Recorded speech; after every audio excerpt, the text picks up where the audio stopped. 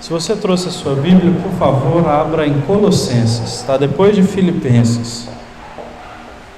Colossenses, capítulo de número 3.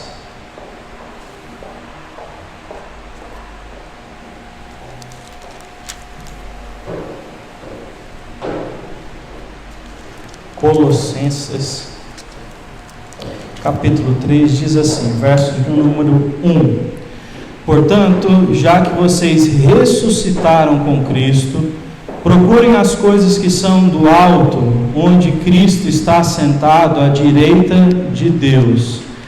Mantenham o pensamento nas coisas do alto e não nas coisas terrenas, pois vocês morreram e agora a sua vida está escondida em Cristo, em Deus, com Cristo em Deus. Quando Cristo, que é a sua vida, for manifestado, então vocês também serão manifestados com Ele em glória. Assim, façam morrer tudo o que pertence à natureza terrena de vocês: imoralidade sexual, impureza, desejos maus, ganância, que é idolatria. É por causa dessas coisas que vem a ira de Deus sobre os que vivem na desobediência, aos quais vocês praticaram no passado, quando costumavam viver nelas. Mas agora, abandonem todas estas coisas: ira, indignação, maldade, maledicência, linguagem indecente no falar. Não mintam uns aos outros, visto que vocês já se despiram do velho homem com as suas práticas e se revestiram do novo, o qual está sendo renovado em conhecimento à imagem do Criador. Amém? Até aqui. Vamos orar então. Senhor, pedimos que o Senhor fale conosco por meio da sua santa palavra.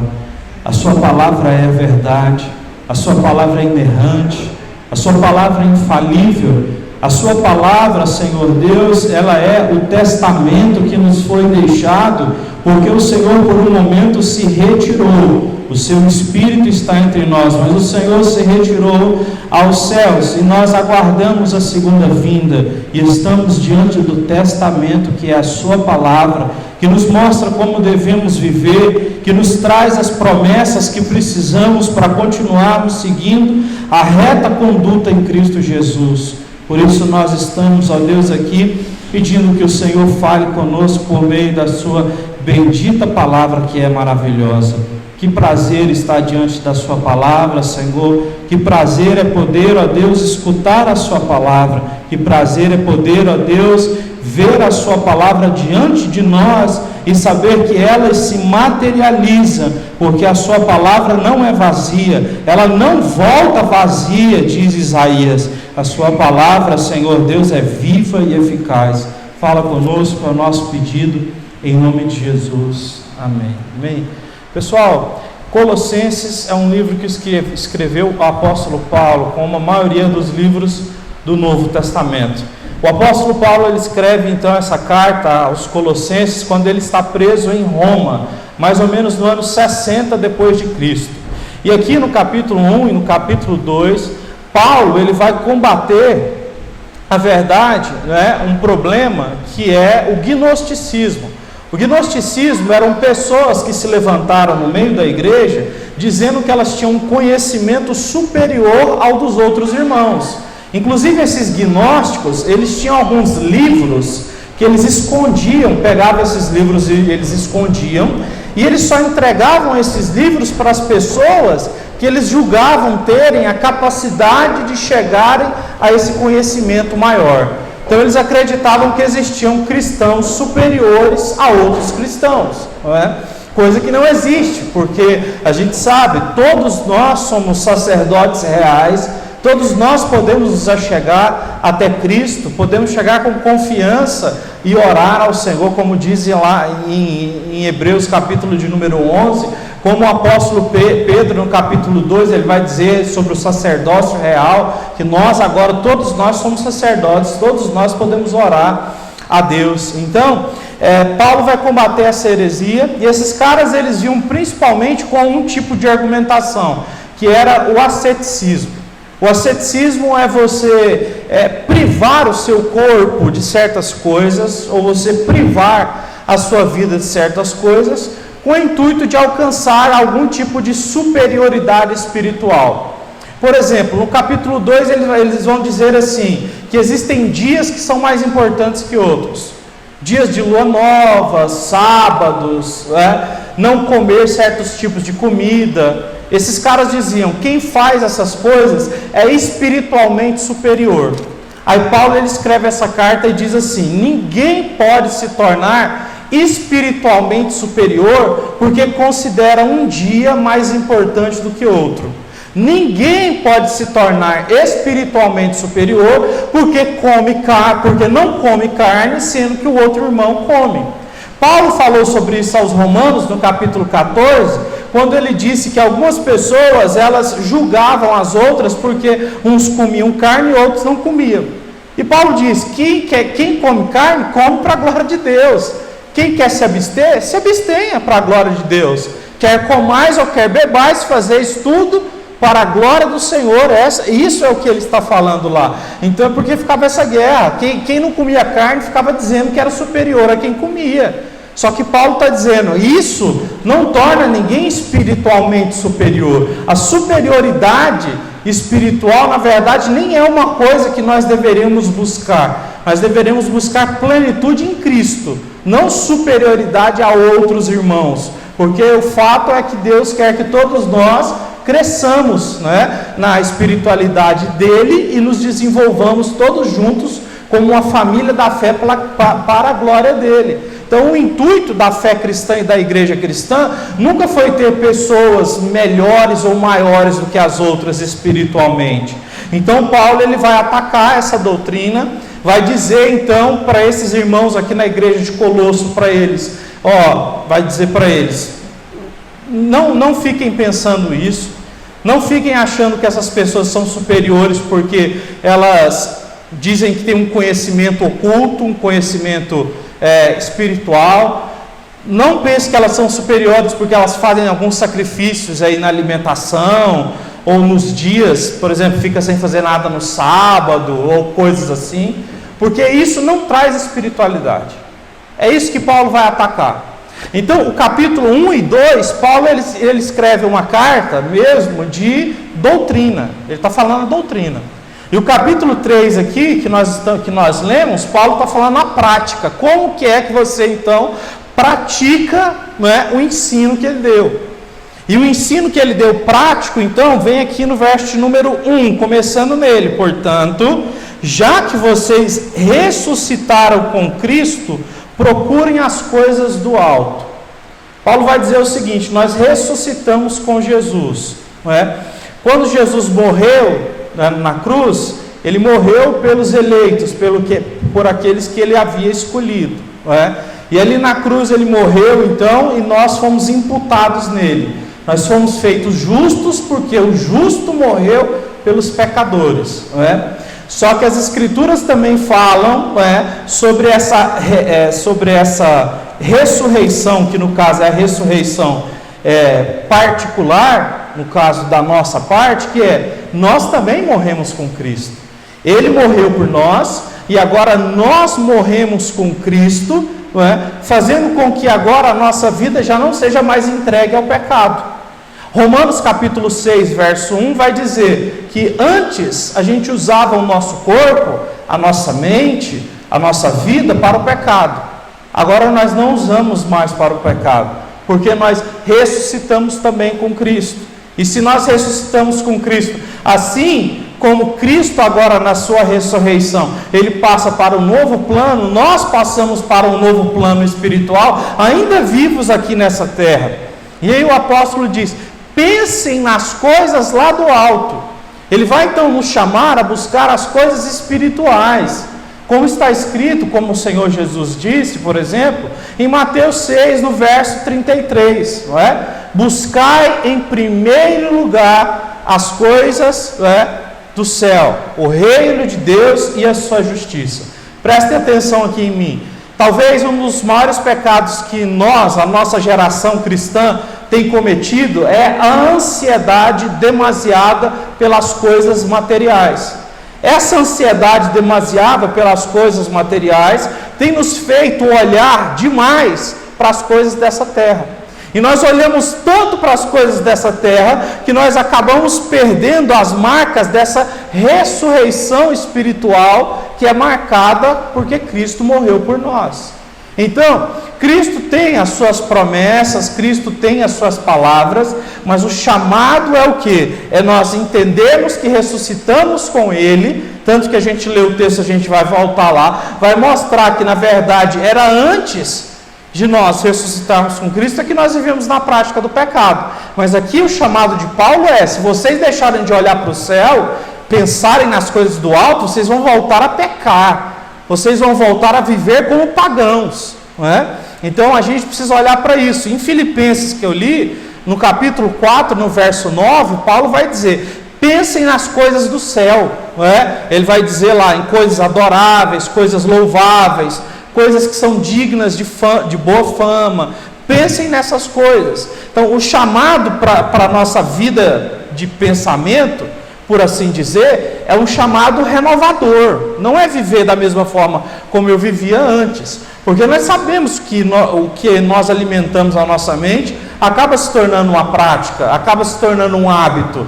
E a Bíblia fala sobre isso, né? Em Romanos 12 vai dizer que nós temos que renovar a nossa forma de pensar, porque senão nós vamos cair em pecado. E Paulo vai dizer em Romanos 12 que quando a gente renova a nossa mente na palavra, a gente vai desfrutar da vontade de Deus, que é boa, perfeita e agradável. Então descobrir a vontade de Deus é uma coisa que só pode acontecer com quem lê a Escritura e começa a pensar como Deus disse que nós deveríamos pensar. Porque Ele sabe como nós devemos pensar. E Ele tem um padrão elevado de pensamento. Os pensamentos dele são maiores do que os nossos. Então nós temos que nos atentar para isso. A oração do Pai Nosso, por exemplo. Veja bem, o Senhor nos ensina a olhar para o céu. Pai nosso que está no céu, santificado seja o teu nome. Venha a nós o teu reino. Seja feita a tua vontade, assim na terra como no céu. Só depois disso aí é que ele vai para o pão nosso de cada dia.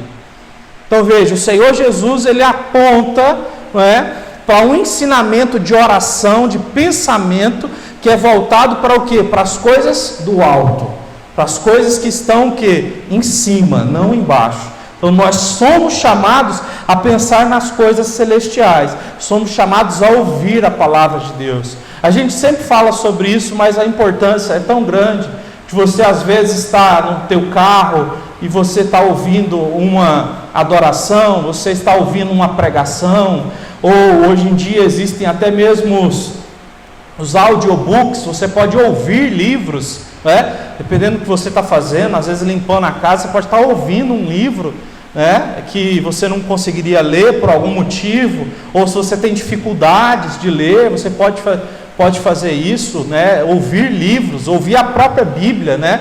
Ouvir livros da Bíblia, ouvir outros livros relacionados à Bíblia, você aproveitar então momentos para estar diante da palavra, para de fato estar colocando a sua mente nessas coisas que estão no céu e não na terra. Verso 2, Paulo vai dizer, mantenham o pensamento nas coisas do alto e não nas coisas terrenas. Veja que ele faz uma segunda afirmativa e ele vai dizer, não mantenham o pensamento nas coisas terrenas. Então, esse aqui é o grande problema nosso. As pessoas que buscam igrejas para receber promessas de Deus, elas fazem algo que é totalmente contra as Escrituras. Porque a partir do momento que eu coloco o meu coração nas coisas terrenas, Deus tira elas de mim. É o que a Bíblia vai dizer, que aonde estiver o teu tesouro, ali está o teu coração.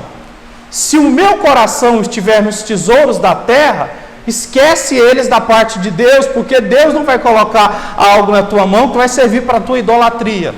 Porque a verdade, o que Ele quer é que você ame Ele em primeiro lugar.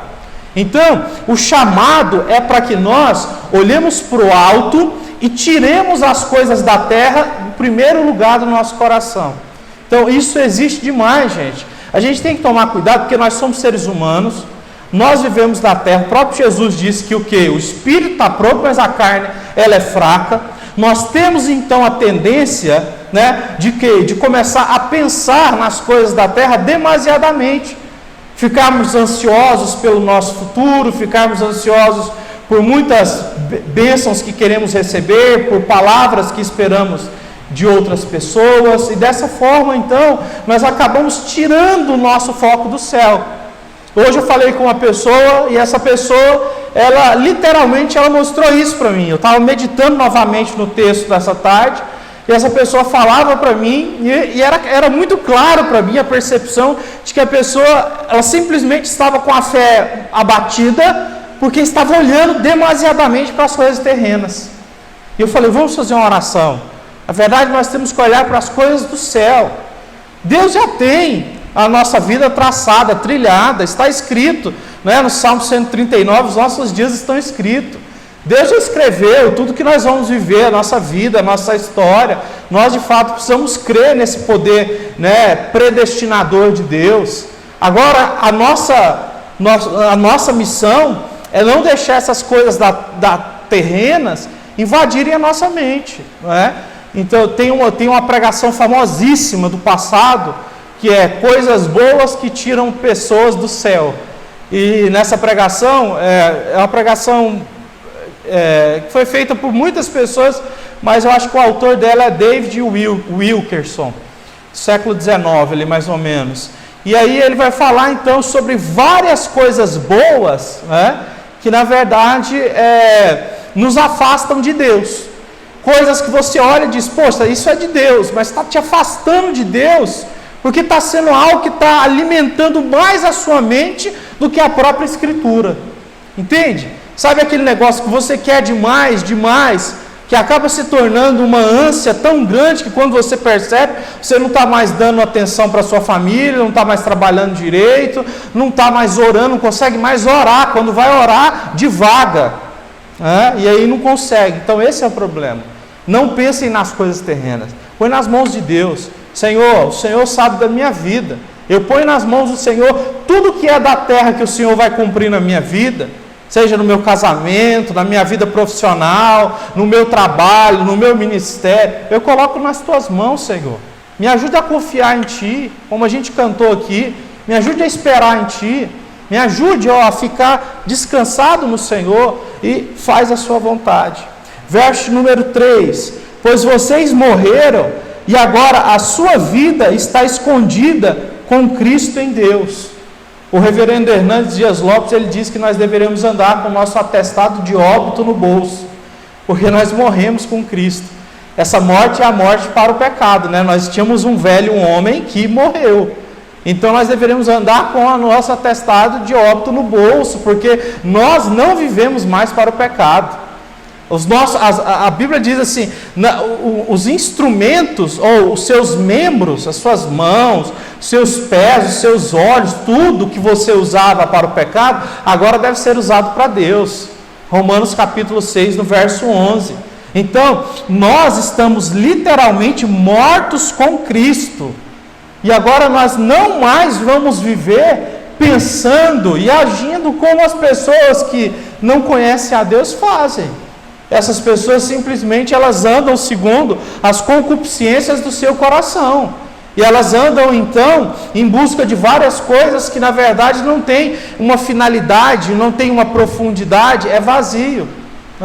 A própria palavra vaidade significa uma bolha vazia, como aquelas bolhas que as crianças gostam de soprar de sabão e você toca o dedo. Vaidade significa isso, uma bolha de ar, né? No caso uma bolha de sabão que eu estou falando, que se estoura facilmente.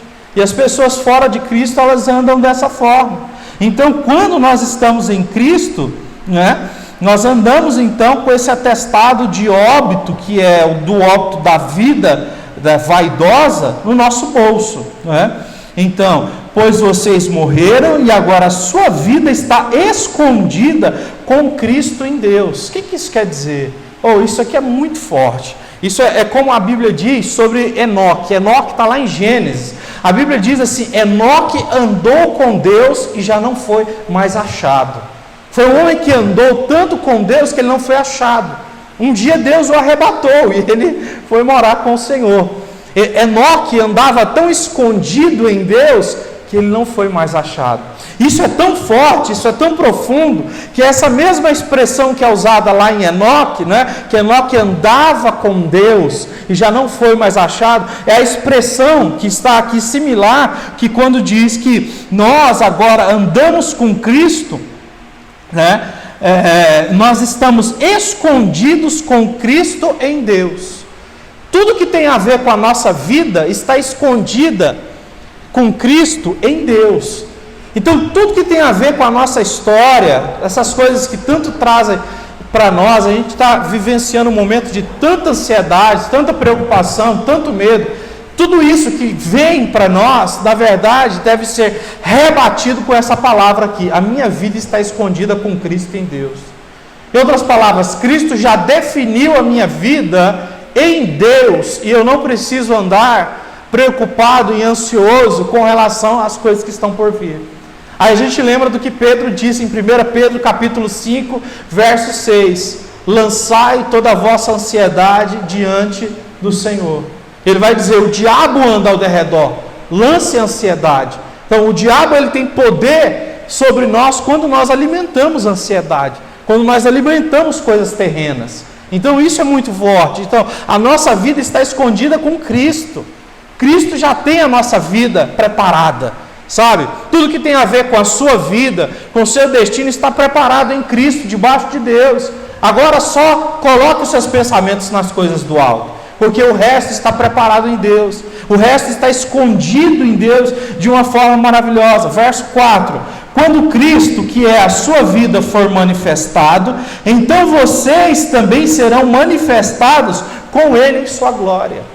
Então nós vamos viver o que Cristo de fato viveu. Então nós vamos continuar caminhando nessa vida, pensando nas coisas do céu, sabendo que a nossa vida já foi toda planejada por Deus e esperando a segunda vinda, que é o dia que o Senhor vai voltar e todos nós vamos para o céu e para sempre moraremos ali com Ele, né? Estaremos ali com Ele. Eu estava vendo o reverendo Paul Washer, que é o pastor americano. Ele estava respondendo uma pergunta. Muitas vezes as pessoas têm dúvida, né, e gostam de falar sobre isso, mas ele estava respondendo a pergunta se nós vamos nos conhecer no céu, né? E ele disse: é óbvio que nós vamos nos conhecer no céu, porque Deus nunca faria alguma coisa e depois desligaria esse processo. Por exemplo, Ele não nos levaria a viver uma vida e depois desligaria esse processo, apagaria a nossa mente e nos projetasse num outro aspecto, né? É óbvio que no céu não tem casamento, né? O Caio até falou para nós isso aqui na quarta-feira, mas nós vamos nos conhecer, nós estaremos diante de Deus, e o nosso amor, né, será algo transcendental, que não pode nem ser explicado com os amores que nós sentimos nessa terra. C.S. Lewis escreve um livro, Os Quatro Amores, né? E não dá para definir muito bem o amor de Deus, né, se a gente for se colocar nessa dimensão espiritual. Se você for pensar que você já ressuscitou, que o seu corpo está glorificado, que você está lá no céu, que você está com as pessoas que você andou na terra e que você amou tanto, não dá para ter a dimensão de como você vai sentir isso, entende? Porque nós estamos falando de outro plano, é um plano extremamente diferente do nosso, mas que tem uma conexão com a nossa vida aqui. Então você deve ficar feliz e orar todos os dias pelas pessoas que você ama, para que possam todos nós estarmos juntos no céu com Cristo. Verso 5: assim, então, o que vocês têm que fazer? Façam morrer tudo que pertence à natureza terrena de vocês. Então a parte prática é isso aí: pensa nas coisas do alto, faz morrer as terrenas. Paulo, ele vai trazer 3 escalas de pecado. A primeira escala é sobre essa aí, ó, é a escala de pecados sexuais. Então ele vai dizer que existe uma natureza pecaminosa em nós que nos faz muitas vezes desejar o que é mal no sentido sexual, né? E aí ele vai dizer o seguinte: assim façam morrer tudo que pertence à natureza de vocês, como a imoralidade sexual. A palavra aqui é porneia. Porneia significa todo tipo de imoralidade sexual feita fora do casamento ou feita por quem não é casado. Então ele vai citar esse tipo de pecado e vai usar mais duas expressões, que é impureza, que tem a ver com uma vida de devassidão, uma vida desregrada. É só você pensar, por exemplo, num jovem que vive em boates. Seria o retrato da palavra impureza, que literalmente é traduzido do grego para nós. Então, é o retrato aqui, essa palavra impureza. Ele vai dizer também paixões, paixões e desejos maus. Paixões e desejos maus, aqui ele vai já usar duas expressões que tem mais a ver com a nossa forma de pensar sobre as coisas sexuais. Então tem a ver mais com essa questão de alimentar a mente com coisas impuras sexualmente. A gente lembra de Jesus, em Mateus capítulo 5, que Jesus diz: não olhem para uma mulher com a intenção impura, porque senão você vai estar cobiçando o seu coração. Nos 10 mandamentos diz: não deseje a mulher do teu próximo, o carro do teu próximo, os bens do teu próximo, não deseje. Então aqui Paulo está falando dessa primeira classe de pecados que nós temos que fazer morrer.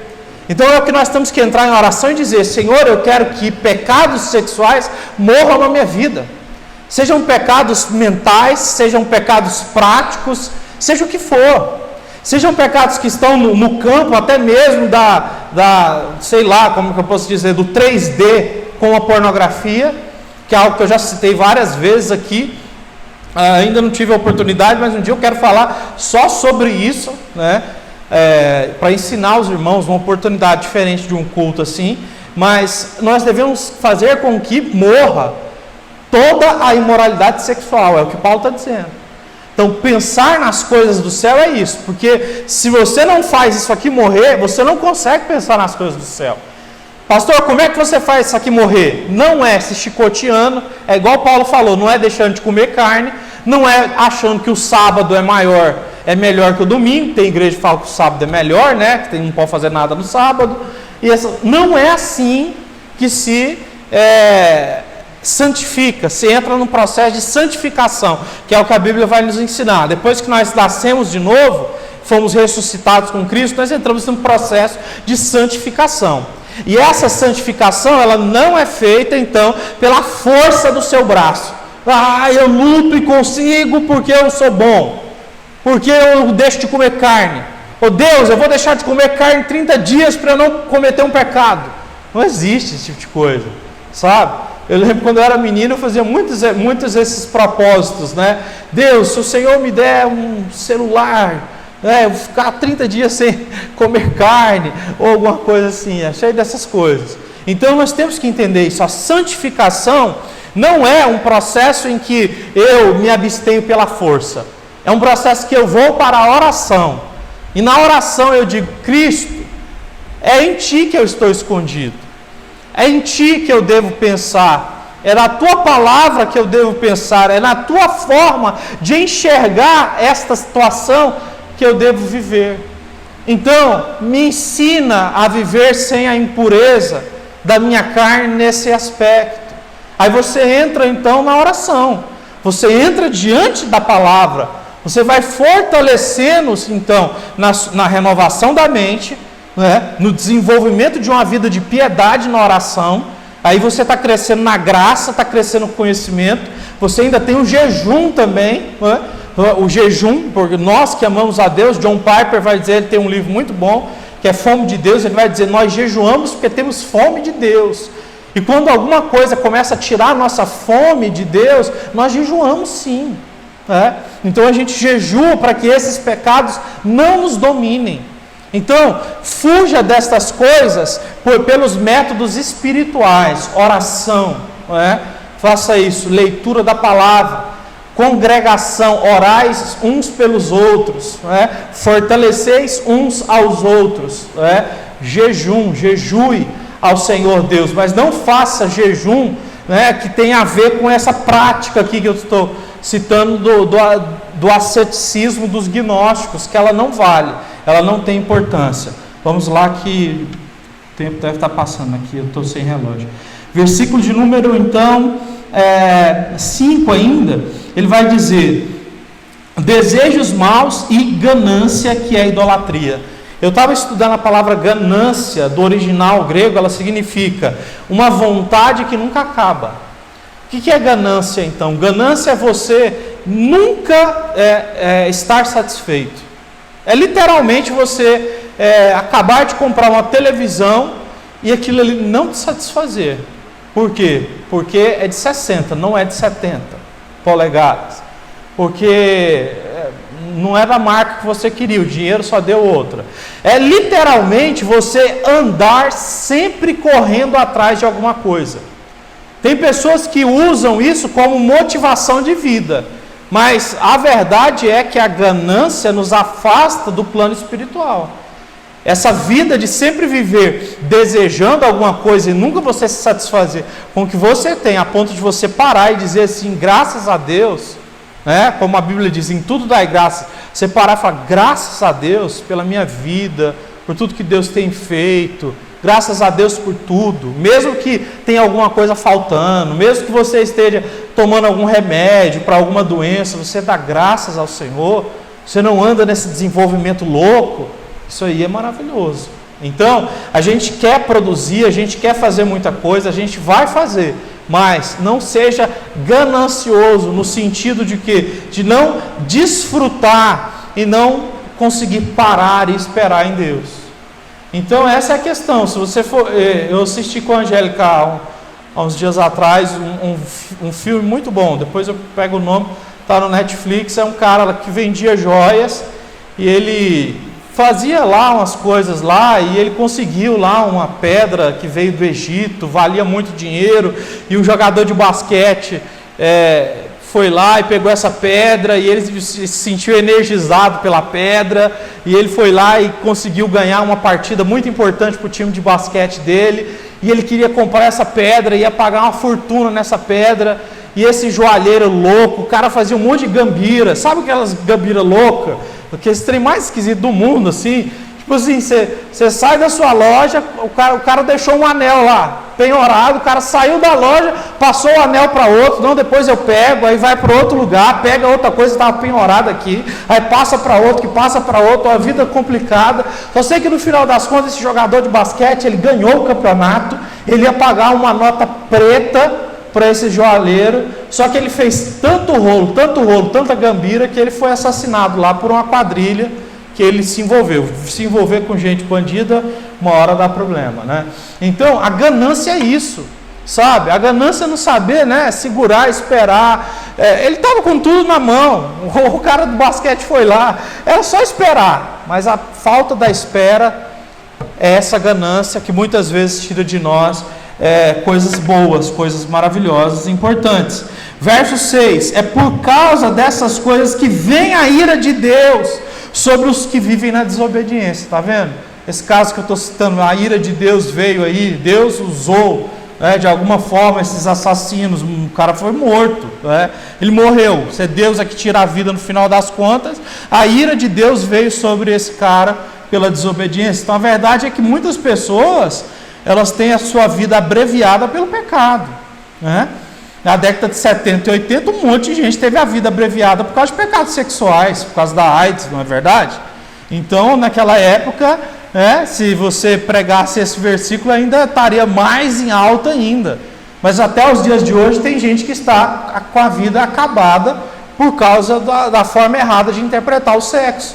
Simplesmente porque o coração fica destruído, por uma série de coisas que esses problemas trazem. Então, a desobediência, ela traz a morte. A Bíblia diz, o salário do pecado é a morte. Romanos capítulo 6, verso 23. Então, verso número 7.